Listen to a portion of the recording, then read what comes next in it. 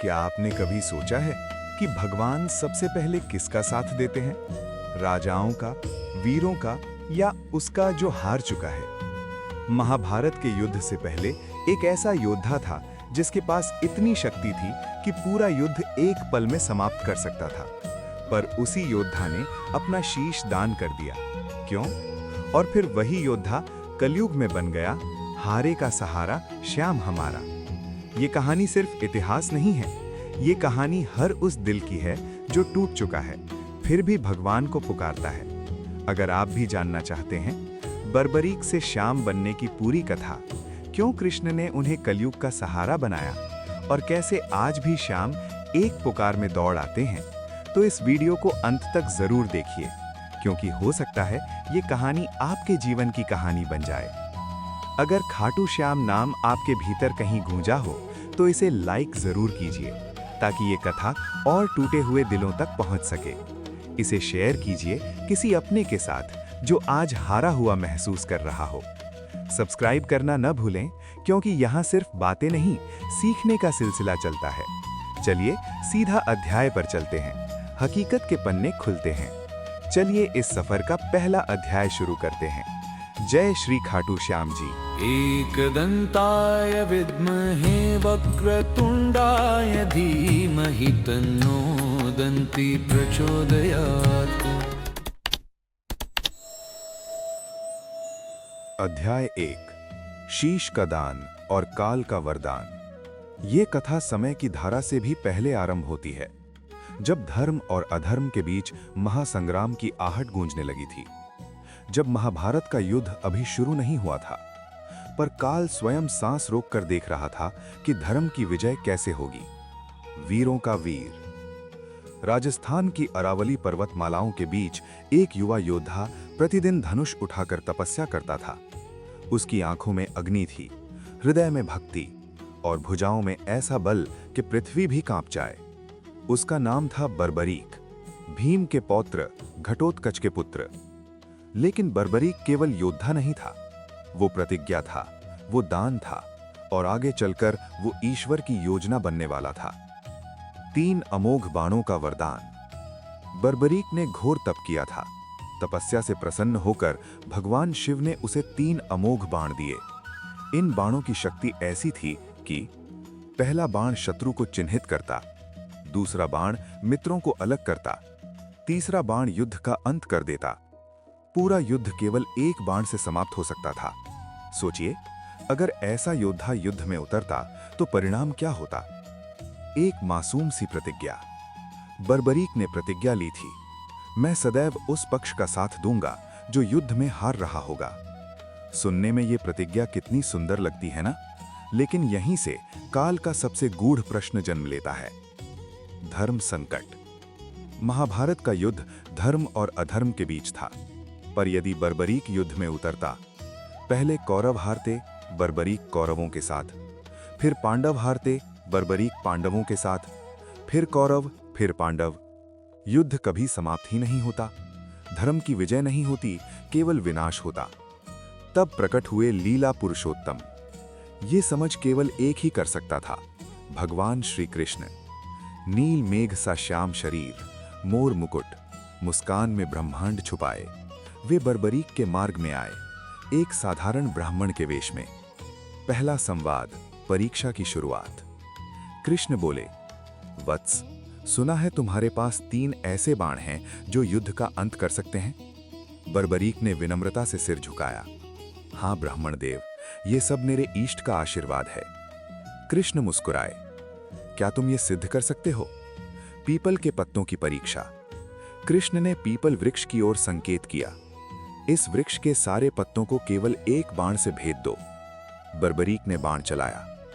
बाण ने सारे पत्तों को चिन्हित किया, कृष्ण के चरणों के नीचे छुपे पत्ते को भी। बाण लौट आया और कृष्ण के चरणों के पास ठहर गया। बर्बरीक का चौंकना। बर्बरीक समझ गया, आप साधारण ब्राह्मण नहीं हैं। उसने चरणों में गिरते हुए कहा, आप ही नारायण हैं। कृष्ण का प्रश्न, जो युद्ध से भी कठिन था। कृष्ण ने शांत स्वर में पूछा, यदि तुम युद्ध में उतरे तो किसे विजयी करोगे? बर्बरीक बोला, जो हारेगा मैं उसी का साथ दूंगा। कृष्ण की मुस्कान गंभीर हो गई। तो फिर धर्म की विजय कैसे होगी वत्स? बर्बरीक मौन हो गया। कुछ क्षणों बाद बर्बरीक ने धनुष रखा और बोला, प्रभु, यदि मेरी शक्ति धर्म के मार्ग में बाधा है तो मैं अपना शीश दान करता हूं। ये कोई साधारण दान नहीं था, ये अहंकार का त्याग था, ये शक्ति का विसर्जन था, ये स्वयं को ईश्वर को सौंप देना था। कृष्ण का वरदान, काल से परे। कृष्ण ने बर्बरीक का शीश लिया और कहा, तुम युद्ध देखोगे पर युद्ध नहीं करोगे। कलयुग में तुम मेरे नाम से पूजे जाओगे, तुम कहलाओगे श्याम और तुम्हारा धाम होगा खाटू। यहीं जन्म हुआ खाटू श्याम जी का। अध्याय 1 का भाव। शक्ति से बड़ा है विवेक, भक्ति से बड़ा कोई अस्त्र नहीं। जो अपना अहंग त्याग दे वही ईश्वर बनता है। प्रश्न आत्मा से पूछिए, अगर प्रभु आपसे आज कुछ मांग लें तो क्या आप बर्बरीक बन पाएंगे? अध्याय 2। युद्ध जो शीश ने देखा और सत्य जो शाम ने रचा। कुरुक्षेत्र की पहली भोर। कुरुक्षेत्र की धरती, जहां घास भी आज कांप रही थी। आकाश में शंखनाद की प्रतिध्वनि थी। रथों के पहिए समय को कुचलते आगे बढ़ रहे थे और उसी रणभूमि से कुछ दूर एक ऊंचे टीले पर स्थापित था एक शीश। न रक्त, न पीड़ा, न मृत्यु का भय, केवल चेतना। ये शीश था बर्बरीक का। शीश की दृष्टि जो शरीर से परे थी। ये साधारण देखना नहीं था, वो कर्म को देख रहा था, वो नियत को देख रहा था, वो धर्म के सूक्ष्म धागों को देख रहा था। जब अर्जुन का बाण छूटता तो बर्बरीक देखता उसके पीछे का संशय। जब भीष्म पितामह गिरते तो वो देखता उनका त्याग। श्याम जो हर जगह थे, रणभूमि के बीच रथ हाँकते हुए। एक ही मुस्कान थी जो कभी नहीं बदली, वही मुस्कान जो शीश देख रहा था। भगवान श्री कृष्ण न युद्ध कर रहे थे, न शस्त्र उठा रहे थे, फिर भी हर युद्ध का परिणाम उन्हीं से निकल रहा था। बर्बरीक का मौन प्रश्न। शीश के भीतर विचार उठा, प्रभु, योद्धा तो यहां हजारों हैं, फिर भी सब कुछ आप ही क्यों तय कर रहे हैं? कृष्ण ने बिना देखे उत्तर दिया, क्योंकि युद्ध हाथों से नहीं, भाव से जीता जाता है। जब अधर्म बलवान लगता है, द्रोणाचार्य की व्यूह रचना, अभिमन्यु का फंसना, धरती का कांप उठना, उस क्षण बर्बरीक का शीश कांप गया। प्रभु, यहां तो अधर्म जीत रहा है। कृष्ण ने शांति से कहा, वत्स, अधर्म जब अधिक बलवान दिखे तब समझ लेना उसका अंत निकट है। अभिमन्यु और सबसे भारी क्षण। जब अभिमन्यु गिरा, रणभूमि रोई, आकाश रोया और पहली बार शीश की आंखों से अश्रु बहे। प्रभु, ये क्या धर्म है जहां बालक मारा जाता है?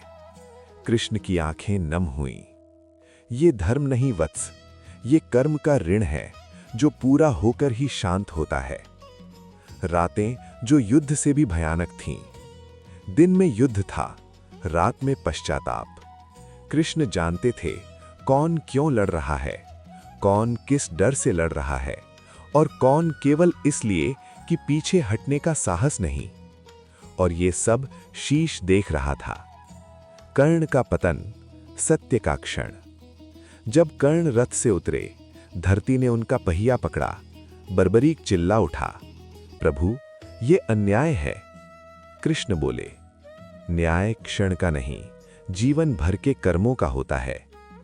युद्ध का अंतिम दिन। शंखनाद नहीं हुआ, केवल मौन था। पांडव खड़े थे पर हंस नहीं रहे थे। कौरव गिरे थे पर घृणा नहीं बची थी। शीश ने देखा, धर्म जीता पर कोई विजयी नहीं था। सबसे गूढ़ प्रश्न। युद्ध समाप्त होने के बाद कृष्ण स्वयं शीश के पास आए। बर्बरीक, बताओ, इस युद्ध में किसकी जीत हुई? शीश बोला, प्रभु, केवल आपकी। कृष्ण मुस्कुराए। वरदान का रहस्य खुलता है। इसलिए वत्स, कलयुग में जब मनुष्य युद्ध नहीं समझ पाएगा और धर्म थक जाएगा, तब तुम हारे हुए का सहारा बनोगे। नाम होगा श्याम और स्थान खाटू। अध्याय 2 का भाव। धर्म हमेशा शोर नहीं करता, ईश्वर हमेशा दिखाई नहीं देते, और जो सब कुछ त्याग दे वही अमर होता है। अध्याय 3। कलयुग का अवतरण। जब श्याम नाम बना सहारा, द्वापर का अंत, मौन की शुरुआत। महाभारत समाप्त हो चुका था, रणभूमि शांत थी, पर मानव हृदय नहीं। पांडव राज्य पा चुके थे, फिर भी नींद नहीं आती थी। कौरव हार चुके थे, पर कर्म शेष थे। और समय ने करवट ली। कलयुग का पहला श्वास बहुत भारी था। शीश जो प्रतीक्षा करता रहा। कुरुक्षेत्र की उस पहाड़ी पर बर्बरीक का शीश अब भी चेतन था। दिन बीतते गए, युग बदले, मनुष्य बदल गया। अब युद्ध मैदान में नहीं, मन में होने लगे। शस्त्र हाथों में नहीं, वचनों में उतर आए। शीश ने ये सब देखा। शाम की अंतिम वाणी। एक संध्या, वही परिचित बांसुरी सी ध्वनि गूंजी। भगवान श्री कृष्ण पुनः प्रकट हुए। बर्बरीक, द्वापर में तूने धर्म देखा, अब कलयुग में तू दया बनेगा। ये युग तब से नहीं चलेगा, न ज्ञान से। ये युग केवल पुकार से चलेगा। वरदान जो युग बदल दे। कृष्ण ने कहा, कलयुग में मेरा नाम भूल जाएंगे लोग, पर शाम उन्हें याद रहेगा। जो हार चुका होगा, टूट चुका होगा, वही तेरा अधिकारी होगा। तू राजा नहीं बनेगा, सहारा बनेगा। यही क्षण था जब बर्बरीक खाटू श्याम जी बने। खाटू में प्राकट्य। समय आगे बढ़ा। राजस्थान की मरुभूमि। एक साधारण किसान रात को स्वप्न देखता है, भूमि खोदो, वहां मेरा शीश है। सुबह वो कांपते हाथों से खुदाई करता है। धरती से प्रकट होता है एक तेजोमय शीश। आकाश में पुष्प वर्षा होती है। यही बना खाटू श्याम जी मंदिर। पहला भक्त, पहला चमत्कार। एक हारा हुआ व्यापारी, सब कुछ लुट चुका था। वो मंदिर में रोकर बोला, श्याम, मैं लड़ नहीं सकता, बस सहारा दे दो। कथा कहती है, अगली सुबह उसका भाग्य बदल गया। कलयुग का नियम चल पड़ा। पहले भरोसा, फिर चमत्कार। पैदल यात्राएं, आस्था का युद्ध। लोग दूर दूर से आने लगे, कोई नंगे पांव, कोई आंसुओं के साथ, कोई टूटे मन से। यहां योग्यता नहीं पूछी जाती, अतीत नहीं गिना जाता, केवल भाव देखा जाता है। शाम का स्वरूप क्यों सबसे अलग? शाम पूर्ण अवतार नहीं, अंश अवतार भी नहीं। वो है ईश्वर की करुणा का अंतिम रूप। इसलिए वे प्रश्न नहीं करते, वे देर नहीं लगाते, वे हारने वाले के पक्ष में खड़े होते हैं। जब सब द्वार बंद हों, कलयुग का मनुष्य सबसे अधिक अकेला है। वो हंसता है पर भीतर टूटता है, और तभी शाम नाम हृदय से निकलता है। हारे का सहारा, शाम हमारा। अध्याय 3 का भाव। कलयुग में ईश्वर साधना नहीं, संबंध चाहते हैं। शाम कोई सिंहासन नहीं, कंधा देते हैं। जो हार मान ले वही शाम का अपना है। आत्मचिंतन का प्रश्न। जब जीवन में सब साथ छोड़ दें, तो क्या आप शाम को पुकार पाएंगे? अध्याय 4। आज भी जीवित लीला। जब शाम नाम अनुभव बन जाता है। कलयुग का वर्तमान। शोर के बीच एक पुकार। ये कोई प्राचीन युग नहीं, ये आज का समय है। मोबाइल की घंटियां हैं, पर मन अशांत है। भीड़ है, पर साथ कोई नहीं। इसी भीड़ में किसी को अचानक याद आता है एक नाम, शाम, और यहीं से लीला शुरू होती है। खाटू की ओर बढ़ते कदम। फाल्गुन का महीना। रेत पर चलते नंगे पांव, हाथ में ध्वजा, आंखों में आंसू। कोई अमीर नहीं, कोई गरीब नहीं, सभी एक ही पहचान में, शाम का हारा हुआ। यही तो है खाटू श्याम जी की विशेषता। शाम से कोई सौदा नहीं। यहां लोग कहते हैं, शाम, अगर तू दे देगा तो मैं आऊंगा। पर शाम ऐसे नहीं मिलते। शाम कहते हैं, पहले भरोसा रख, फिर देख मैं क्या करता हूं। एक सच्ची मनौती की कथा। एक मां जिसका बेटा वर्षों से भटके रास्ते पर था। न दवा काम आई, न सलाह। वो खाटू पहुंची, कुछ नहीं मांगा, बस इतना कहा, अगर ये भी मेरा कर्म है तो मुझे सहने की शक्ति दे देना। कहते हैं बेटा बदला, पर उससे पहले मां बदल गई। यही शाम की लीला है। वे परिस्थिति नहीं, दृष्टि बदलते हैं। कृष्ण और शाम का अंतर। द्वापर में भगवान श्री कृष्ण रणनीति थे, कलयुग में शाम संवेदना है। कृष्ण समझाते हैं, शाम गले लगाते हैं। कृष्ण युद्ध जितवाते हैं, शाम हार संभालते हैं। जब चमत्कार नहीं दिखता। कई बार लोग कहते हैं, मैंने तो बहुत माना, कुछ हुआ ही नहीं। पर शाम हमेशा दिखने वाला चमत्कार नहीं करते। कभी कभी आंसू रुक जाते हैं, क्रोध शांत हो जाता है, निर्णय स्पष्ट हो जाता है। यही सबसे बड़ा चमत्कार है। शाम क्यों जल्दी पुकार सुनते हैं? क्योंकि वे स्वयं हारे थे। उन्होंने शीश दिया था, उन्होंने कुछ नहीं मांगा था। इसलिए हारे हुए की भाषा शाम सबसे पहले समझते हैं। अध्याय 4 का भाव। शाम तक पहुंचने के लिए पांव नहीं, भाव चाहिए। मनौती शब्दों से नहीं, समर्पण से पूरी होती है। शाम मंदिर में नहीं, विश्वास में मिलते हैं। अंतिम आत्म प्रश्न आज के लिए। अगर आज शाम आपके सामने आ जाएं और कुछ न दें, तो क्या आप फिर भी उन्हें चाहेंगे? अध्याय 5 समापन।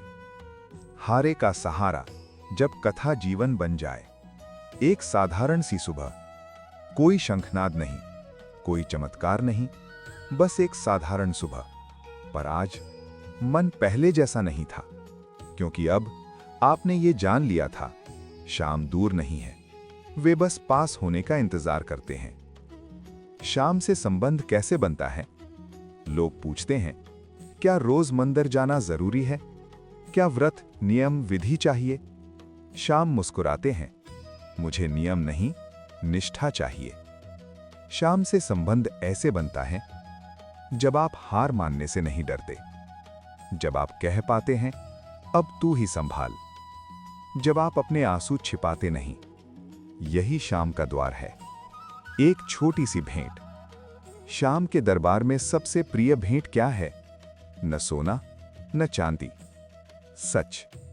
जब आप कहते हैं मैं मजबूत नहीं हूं, मुझसे सब नहीं होता, तभी शाम आपके कंधे पर हाथ रखते हैं। शाम और कर्म का रहस्य। कई लोग कहते हैं, अगर शाम साथ हैं तो दुख क्यों? कथा यहीं गहरी होती है। शाम दुख हटाते नहीं हमेशा, वे अकेलापन हटाते हैं। और जब अकेलापन चला जाए तो दुख सहने योग्य हो जाता है। हारे का सहारा केवल वाक्य नहीं, ये कोई नारा नहीं, ये एक अनुभव है। जब सब रास्ते बंद हों, जब सलाह चुप हो जाए, जब मन थक जाए, तभी भीतर से आवाज आती है, चल खाटू चलते हैं। और अगर आप शरीर से नहीं जा पाते, तो भाव से पहुंच जाना ही पर्याप्त है। बर्बरीक से शाम तक अंतिम बोध। याद कीजिए, बर्बरीक सबसे शक्तिशाली थे, फिर भी शीश दे दिया। क्यों? क्योंकि उन्होंने समझ लिया था, शक्ति से बड़ा है समर्पण। और तभी भगवान श्री कृष्ण ने कहा, कलयुग में तुम मेरे हृदय से पूजे जाओगे। यही बना खाटू श्याम जी। इस पूरी कथा का सार। शाम आपको बदलने नहीं, अपनाने आते हैं। वे आपकी हार को आपकी पहचान नहीं बनने देते, और वे कभी ये नहीं पूछते कि आपने क्या किया। वे बस ये देखते हैं कि आप टूटकर भी उन्हें याद कर पाए या नहीं। अंतिम आत्मसंवाद। आज, अभी, इसी क्षण, अगर आप मन ही मन केवल इतना कह दें, शाम अब तू ही है, तो समझ लीजिए कथा पूरी नहीं हुई, वो अब शुरू हुई है। अगर ये कथा आपके दिल को छू गई हो, अगर शाम नाम आपके भीतर कहीं गूंजा हो, तो इसे लाइक जरूर कीजिए, ताकि ये कथा और टूटे हुए दिलों तक पहुंच सके। इसे शेयर कीजिए किसी अपने के साथ जो आज हारा हुआ महसूस कर रहा हो, और सब्सक्राइब करना ना भूलें, क्योंकि यहाँ कहानियां नहीं, अनुभव मिलते हैं, आस्था मिलती है, शाम से जुड़ाव मिलता है। आगे भी हम लाते रहेंगे खाटू श्याम जी की ऐसी ही भावपूर्ण कथाएं जो जीवन को थाम लेती हैं। अंत में बस इतना कहेंगे, हारे का सहारा श्याम हमारा। श्री खाटू श्याम जी। जय श्री श्याम, जय श्री श्याम, जय श्री श्याम, जय श्री श्याम। कलयुग के देवता श्याम, सिर पर पगड़ी गले में हार, तीन बन का वीर महावीर, मोर पंख सा कोमल व्यवहार। बर्बरीक वो अमर कहानी, रणभूमि में सत्य की निशानी, स्वयं गिरिधर ने दिया जो वचन, तेरे नाम से भरू सब जीवन। श्याम नाम का सहारा, डूबते तन मन का किनारा, रोए दिल की हर पुकार में, श्याम खड़े हैं हर बार में, श्याम नाम का सहारा।